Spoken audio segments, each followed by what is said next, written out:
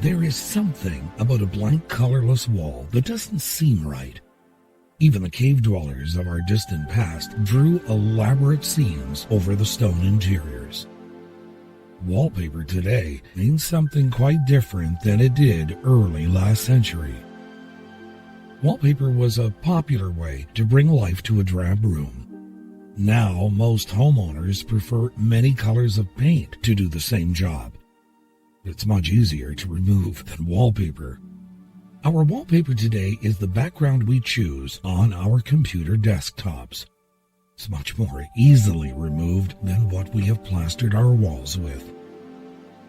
In the December 6, 2005 edition of the Globe and Mail's Social Studies column was this, and I quote, "Bubble wrap was created in the 1950s by two men working in a New Jersey garage," reports the Washington Post.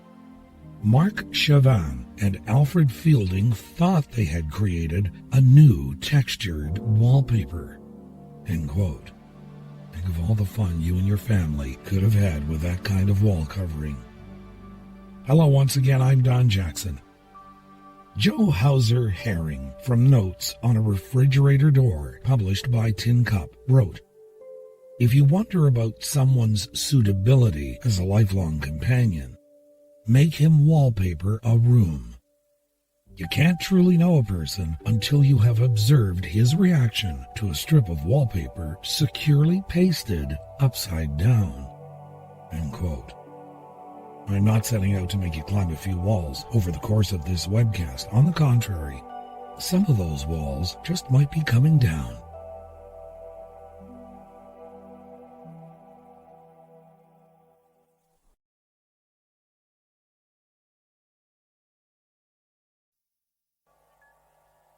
You know, it's incredibly easy to get caught up in an activity trap in the busyness of life, to work harder and harder at climbing the ladder of success, only to discover it's leaning against the wrong wall. Stephen R. Covey in The 7 Habits of Highly Effective People, published by Simon & Schuster. A group of men in planes have had to set down in the middle of a hostile desert for repairs. Let's catch up with them as they light a fire to push back the darkness, and I quote, "Altogether, there were about 10 of us, pilots and mechanics, when we made ready for the night. We unloaded 5 or 6 wooden cases of merchandise out of the hold, emptied them, and sat them about in a circle. At the deep end of each case, as in a sentry box, we set a lighted candle, its flame poorly sheltered from the wind. So, in the heart of the desert, on the naked rind of the planet, in an isolation like that of the beginnings of the world, we built a village of men. Sitting in the flickering light of the candles, on this kerchief of sand, on this village square, we waited in the night. We were waiting for the rescuing dawn. Something, I know not what, lent this night a savor of Christmas. We told stories, we sang songs. In the air, there was that slight fever that reigns over a gaily prepared feast. And yet we were infinitely poor. Wind, sand, and stars, the austerity of Trappists. But on this badly lighted cloth, a handful of men were sharing invisible riches. We had met at last. Men travel side by side for years, each locked up in his own silence, or exchanging those words which carry no freight till danger comes. Then they stand shoulder to shoulder. They discover that they belong to the same family. They wax and bloom in the recognition of fellow beings. They look at one another and smile. They are like the prisoner set free who marvels at the immensity of the sea. These prison walls that this age of trade has built up around us, we can break down. We can still run free, call to our comrades, and marvel to hear once more, in response to our call, the pathetic chant of the human voice. An excerpt from Wind, Sand, and Stars by Antoine de Saint-Exupéry, translated by Louis Galantier.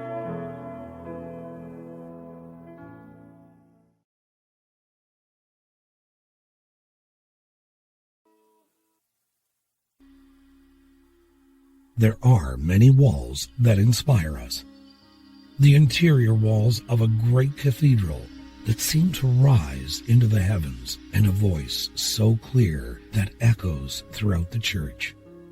A sheer rock wall that is scaled by a rock climber or mountaineer using little equipment except climbing shoes and chalk for the hands for a better grip. The Great Wall of China is anywhere between 40 and 50 feet in height, about 30 feet thick, 1,500 miles long, and can be seen by the astronauts in orbit. It was built to keep the rabble out, and so too were other walls.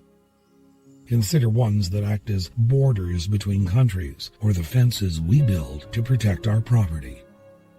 Some offer little or no inspiration at all. The Berlin Wall tried to separate West from East, but it was eventually brought down. The people who took that risk and picked up the tools to bring it down inspired the world. A great wall is built between a portion of the lower states and Mexico to help keep illegal immigration in check. In the Middle East, there are other walls designed to keep people safe from outside threats. In the distant past, great cities were walled in, giving protection against hordes of marauders and thieves. Some of those walls still stand today as a tribute to their builders. Walls also make great metaphors. After working long, anxiety-filled hours on a project, we have to be careful that we don't hit the wall, meaning getting to a point of sheer exhaustion. When we're frustrated, we might say that we feel like we're banging our head against the wall. In reality, banging your head against the wall uses 150 calories an hour. Goalies from many different sports have been called walls if they are good at keeping the puck or the ball out of their nets. And sometimes it takes being put up against a wall in order for an athlete to put up an imaginary wall in front of his or her net. Up against a wall can also mean something else entirely. It's almost like being cornered. Some people are able to fight back while others crumble and collapse. To kickstart romance, paint one wall in the southwest corner of your home white, yellow, or red, according to the Australian magazine Good Medicine. In this article, the writer is talking about the chi, or life force. There were many superstitions associated with walls. According to NewsQuest Media Group News, if you didn't want a Yuletide visitor to ever return to your home, superstition dictated that you ask them to push their chairs back against a wall before leaving. Many a mother has said this to her children when they don't seem to be listening. My mother even said it to me on occasion. I might as well be talking to the wall.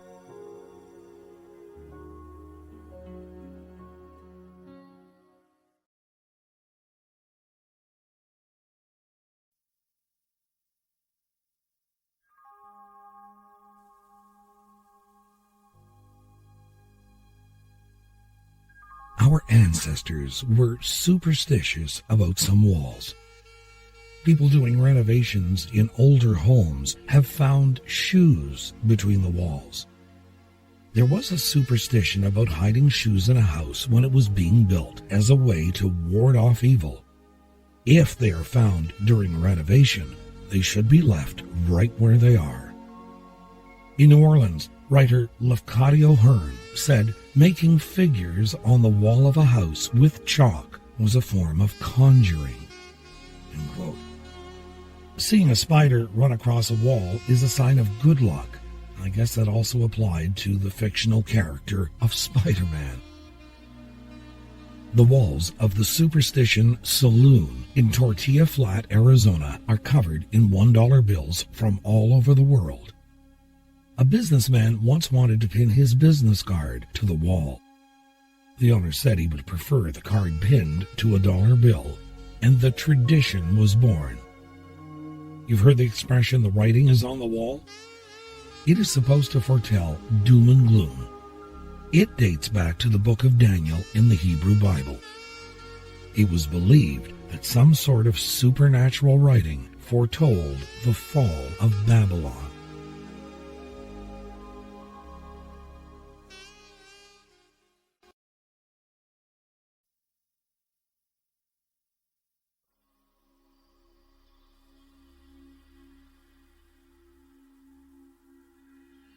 There is another expression and superstitious belief about the walls having ears.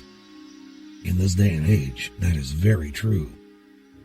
This was reported by BBC Focus magazine and also in the Globe and Mail, and I quote, "The handheld radar scope invented by the U.S. Defense Advanced Research Projects Agency is a device for listening through walls. It can sense a small breath being taken 15 meters behind 30 centimeters of concrete." End quote. Now that was in 2006. You can just imagine how far they've come since then. And by the way, ran on AA batteries.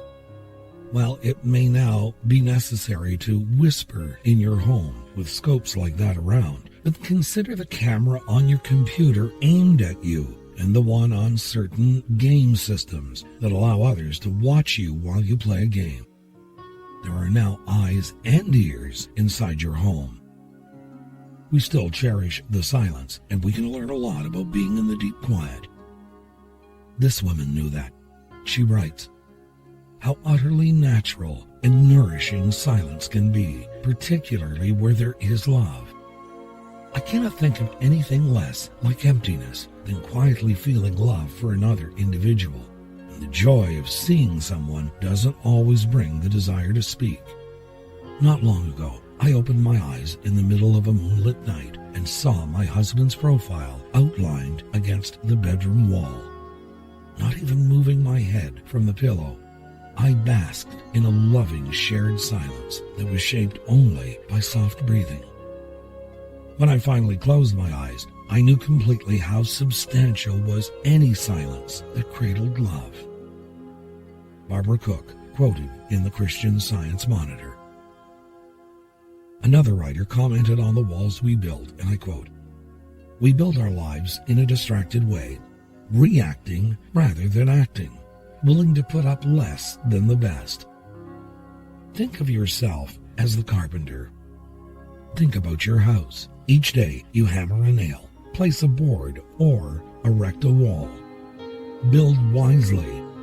It is the only life you will ever build. Even if you live it for only one day or more, that day deserves to be lived graciously and with dignity." The plaque on the wall says, "Life is a do-it-yourself project. Clearly, your life today is the result of your attitudes and choices in the past. Your life tomorrow will be the result of your attitudes and choices you make today."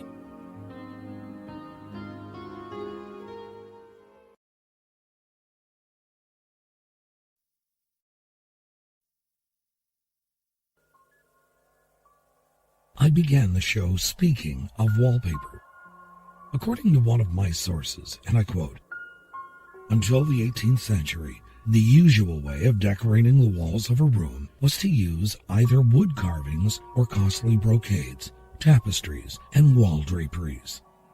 Then fashionable people began substituting wallpaper for the more expensive materials. The records of its use in Europe go back as far as 1481. At that time, the King of France commissioned the painting of 50 rolls. Many of the early papers are still in excellent condition despite their age and are on view in museums. People of the day did not paste the precious hand-painted pieces directly on their walls. They backed the paper with canvas, enclosed it in a frame, and hung it, leaving an airspace between it and the wall. I doubt any wallpaper today would be worthy of its own frame, except, maybe, digital wallpaper. In '09, New Scientist magazine was predicting that digital wallpaper would be in Japanese homes in the near future. It would be the result of a liquid crystal technology featuring 5mm thick wall tiles that could display many colorful scenes. Now, we adorn our walls with large screen televisions. Sometimes the sets are installed right into the wall or have an elaborate bit of camouflage employed to make them seem to disappear. This originally appeared in USA Today. Affluent homeowners hire interior designers and electronics installers to come up with ways to disguise their TVs. They put them behind framed, two-way mirrors or rig decorative scenes to drop over them, or they hire someone to make a custom frame for the TV on the wall and use memory cards or DVDs of famous artworks to play when the TV is off. End quote. Fahrenheit 451 by Ray Bradbury wasn't that far-fetched an idea. Bradbury wrote, "Any man who can take a TV wall apart and put it back together again, and most men can nowadays, is happier than any man who tries to slide rule, measure, and equate the universe, which just won't be measured or equated without making a man feel bestial and lonely."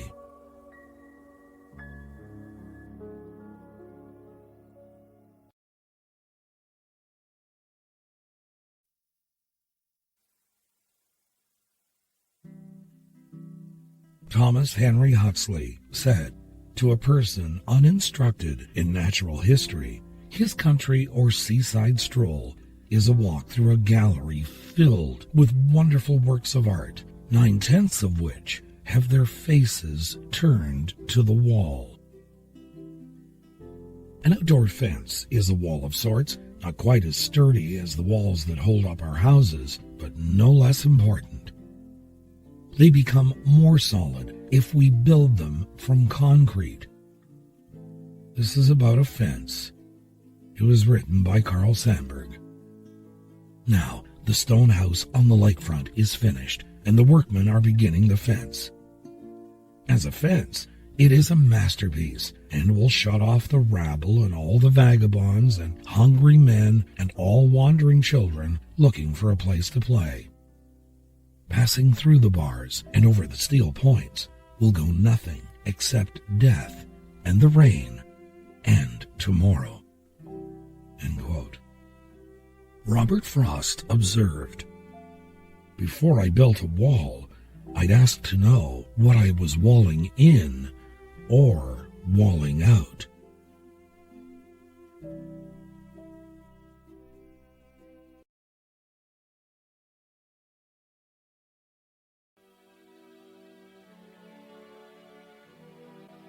This was submitted by Ronald Dalston and Harriet Lindsay. It appeared in a second helping of Chicken Soup for the Soul, and I quote, "There were once two men, both seriously ill, in the same small room of a great hospital. Quite a small room. It had one window looking out on the world. One of the men, as part of his treatment, was allowed to sit up in bed for an hour in the afternoon, something to do with draining the fluid from his lungs. His bed was next to the window, but the other man had to spend his time flat on his back. Every afternoon, when the man in the bed by the window was propped up for his hour, he would pass the time by describing what he could see outside the window. The window apparently overlooked a park where there was a lake. There were ducks and swans in the lake, and children came to throw them bread and sail model boats. Young lovers walked hand in hand beneath the trees, and there were flowers and stretches of grass, games of softball, and at the back, behind the fridge of trees, was a fine view of the city skyline. The man on his back would listen to the other man describe all of this, enjoying every minute. His friend's descriptions eventually made him feel he could almost see what was happening outside. Then, one fine afternoon, the thought struck him. Why should the man next to the window have all the pleasure of seeing what was going on? Why shouldn't he get the chance? He felt ashamed. The more he tried not to think like that, the worse he wanted a change. He'd do anything. One night, as he stared at the ceiling, the other man suddenly woke up, coughing and choking, his hands groping for the button that would bring the nurse running. But the man watched without moving, even when the sound of breathing stopped. In the morning, the nurse found the other man dead and quietly took his body away. As soon as it seemed decent, the man asked if he could be switched to the bed next to the window. So they moved him, tucked him in, and made him quite comfortable. The minute they left, he propped himself up painfully and laboriously and looked out the window. It faced a blank wall. End quote. It's amazing what some people can see in a room with a view. Good night, sweet dreams. I'm Don Jackson.